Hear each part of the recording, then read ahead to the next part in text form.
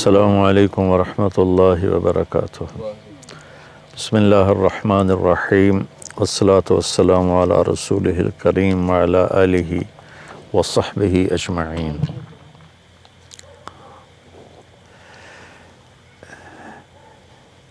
پوری دنیا کے انسانوں کے لیے سب سے پہلے جس علم کو سیکھنا ہے وہ ہے کہ میرا بنانے والا کون ہے اور وہ مجھ سے کیا چاہتا ہے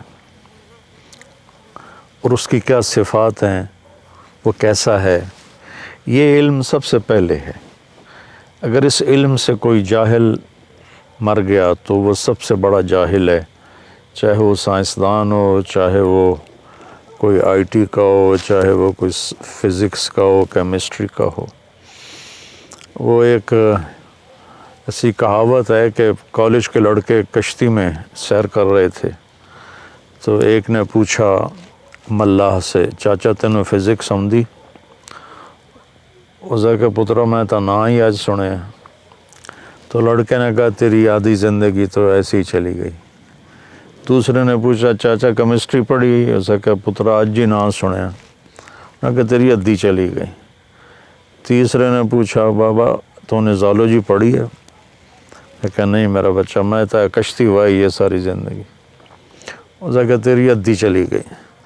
اتنے چاہ گئی موج اور کشتی ڈولنے لگی تو ملا نے پوچھا پترو تیرنا سکھیا جے؟ انہوں نے کہا کوئی نہیں۔ انہوں نے کہا میری ادھی گئی تھوڑی ساری گئی۔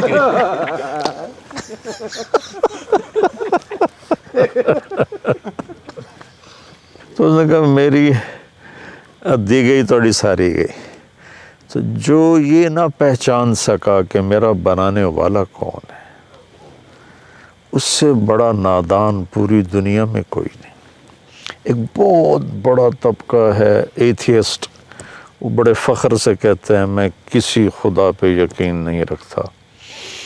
وہ اپنی نادانی کو ایسی عقل مندی میں پیش کر رہے ہوتے ہیں کہ ان کی اس عقل مندی پر عقل بھی روتی ہے، نادانی بھی روتی ہے، کہ جسے یہ نہیں خبر لگ سکی کہ یہ چاند، سورج، سیارے، ستارے، ان کی گردش، دن اور رات، زمین و آسمان، دن اور رات کا آنا اور جانا، ان فی خلق السماوات والارض واختلاف اللیل والنہار، دن اور رات کا آنا اور جانا، والفلک التی تجری فی البحر بما ینفع الناس، اور سمندر میں چلنے والے بحری جہاز جو کراچی سے چل کے نیو یارک کے ساحل پہ جا لگتے ہیں۔ وما انزل اللہ من السماء من ماء فاحیا بہ الارض بعد موتها، اور آسمان سے بارش کا اترنا اور اس سے مردہ زمین کا زندہ ہو جانا، وبث فیہا من کل دابہ، اور اس میں بے شمار جاندار زندگیوں کا رینگنا، وتصریف الریاح، اور موسموں کا ہیر پھیر، عدل بدل، والسحاب المسخر بین السماء والارض، زمین آسمان کے درمیان بادل، یہ لآیات لقوم یعقلون، ان کو اللہ نے کہا ہے عقل والے، جو ان نشانیوں سے بنانے والے کو پہچانتے ہیں وہ ہیں عقل والے۔ تو سب سے پہلا علم کو فَاعْلَمْ أَنَّهُ لَا إِلَهَ إِلَّا اللَّهُ، اللہ تعالیٰ فرما رہے ہیں کہ یہ فا کا لفظ یہاں یہ بتا رہا ہے کہ بہت جلدی اس کو حاصل کرو اور فوری اس کو حاصل کرو، اور جانو کہ اللہ کے سوا کوئی معبود نہیں، کوئی بنانے والا نہیں، کوئی اس کا شریک نہیں، کوئی اس کا ہمسر نہیں، کوئی اس کے محل تعلم لہ سمیہ، کوئی اس کی ٹکر کا نہیں، کوئی اس کی بیوی نہیں، کوئی اس کا بچہ نہیں، کوئی اس کی شکل نہیں، کوئی اس کی مورت نہیں۔ بے شمار لوگ بتوں کی بنا کر شکلیں ان کے سامنے ہاتھ جوڑ رہے ہوتے ہیں۔ تو آج تو ٹیکنالوجی کا دور ہے، پڑھے لکھے نوجوان ہیں، کیسے میں خود اپنے ہاتھ سے ایک لکڑی کو گھڑ کے یا ایک پلاسٹک کو گھڑ کے ایک شکل بناتا ہوں، پھر اسی کے آگے ہاتھ جوڑ کے کھڑا ہو جاؤں، یہ کتنی بڑی نادانی کی بات۔ تو اللہ کو جاننا، اللہ کو پہچاننا، لا الہ الا اللہ دنیا کی سب سے بڑی نیکی ہے، اور اللہ کا انکار کرنا دنیا کی سب سے بڑی برائی ہے، سب سے بڑی برائی۔ اللہ کو جاننا پھر اللہ کو صحیح جاننا. اللہ کے نبی کا ہمارے اوپر احسان ہے. لوگوں نے اللہ کو جانا، کسی نے بیٹا بنا دیا اس کا، کسی نے اس کا شریک بنا دیا، کسی نے اس کو چھوڑ کر اوروں کو کے سامنے ماتھے ٹکوا دیے. ہمارے نبی نے ہمیں کہا قل هو اللہ احد، نہیں بتاؤ انہیں کہ وہ احد. احد اسے کہتے ہیں جس کا کوئی دوسرا بن نہ سکے. واحد میں مثلاً یہ ہے نا، میں کہوں میں اس ویسٹ کوٹ کا واحد مالک ہوں، ٹھیک ہے کہ میں ہی مالک ہوں، دوسرا کوئی نہیں. لیکن اس میں دوسرے کی شرکت کا امکان ہے. احد کہتے ہیں جس میں دوسرے کی شرکت ہو ہی نہ سکے. میں یہ نہیں کہہ سکتا میں اس ویسٹ کوٹ کا احد مالک ہوں. احد صرف اس کے لیے بولا جاتا ہے جس کا کوئی دوسرا بن نہ سکے، اور وہ اللہ ہے. قل هو اللہ احد، وہی ہے ایک اکیلا. کیوں؟ اللہ الصمد، کیونکہ اس کو کسی کی ضرورت کوئی نہیں، سب اس کے محتاج ہیں، وہ کسی کا محتاج نہیں. یہ کس لیے وہ محتاج کیوں نہیں؟ لم یلد ولم یولد. آدمی محتاج ہوتا ہے یا پیدا ہو یا کوئی اس سے پیدا ہو، تو آدمی پھر محتاج ہوتا ہے.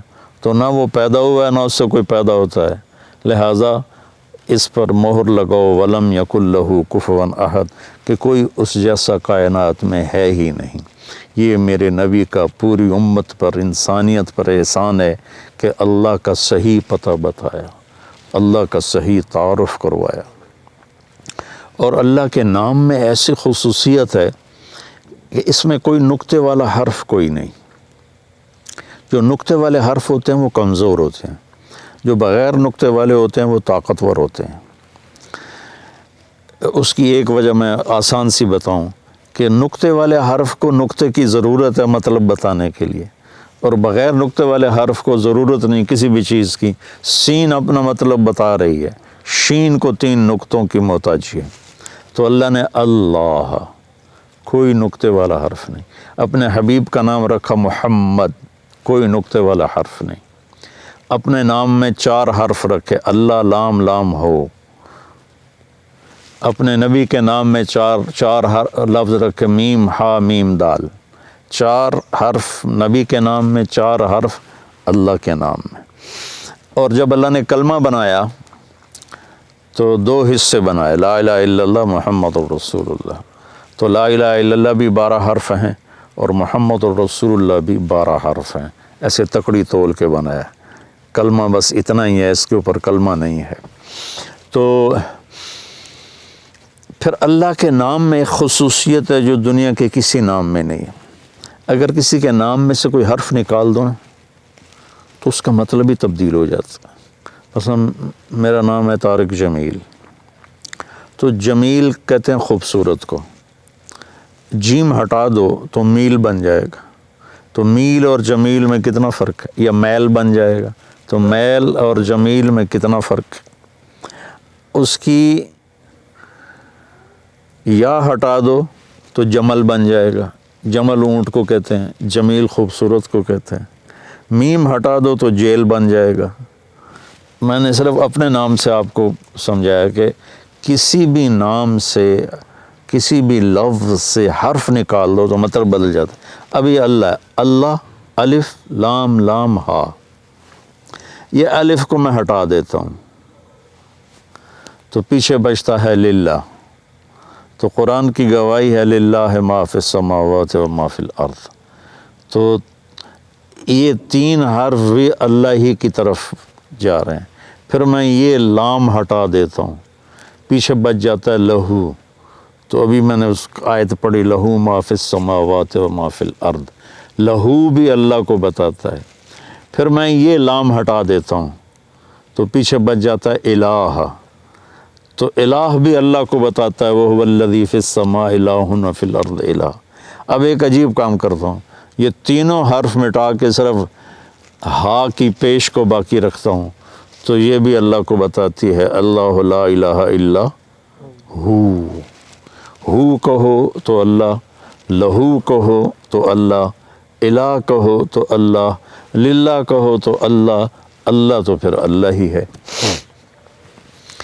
تو بھائیو، سورہ بقرہ نہیں پورے آسمانی کلاموں کا سرخیل کلام ہے آیت الکرسی. اور حضرت علی رضی اللہ تعالیٰ عنہ نے ارشاد فرمایا اگر میں سورۃ فاتحہ کی تفسیر بیان کروں تو 70 اونٹوں پہ لا دی جائے گی. تو بقرہ کی کرتے تو پھر کیا حال ہوتا. ہر آیت کے لیے 10 اونٹ، ہر آیت کے لیے 10 اونٹ.